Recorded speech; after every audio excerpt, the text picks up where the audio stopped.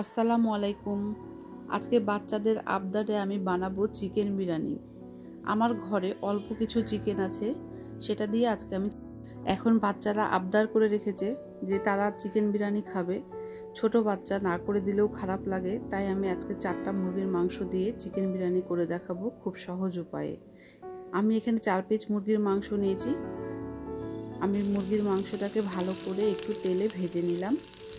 তারপরে একটি কড়াইয়ে আমি তেল দিয়ে হাফ কাপ পেঁয়াজ কুচি, আদা রসুন জিরা বাটা, ধনিয়া গুঁড়া, লবণ পরিমাণ মতো, 6-7টা কাঁচামরিচ আর মুরগির মাংসগুলো দিয়ে ভালো করে আমি কষিয়ে নেব।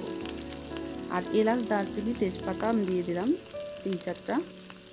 ভালো করে মশলার সাথে মাংসটাকে কষিয়ে সামান্য পানি অ্যাড করে দিলাম। আর ঘরে থাকা একটু বিরিয়ানির মশলা আমি দিয়ে দিলাম। আর চালটা দিয়ে ভালো করে ভেজে নিব। এরপর পানি অ্যাড করে দেব পরিমাণ মতো। 1 টেবিল চামচ ঘি দিয়ে দিলাম।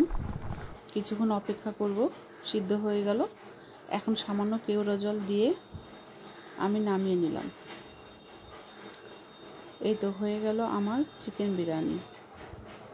আপনারাও খুব সহজে এভাবে অতিথি আপ্যায়নে বা বাচ্চাদের আবদার পূরণ করতে খুব সহজে অল্প মাংস দিয়ে এভাবে চিকেন বিরিয়ানি করতে পারেন। আমার পাশে থাকার জন্য আপনাদের ধন্যবাদ।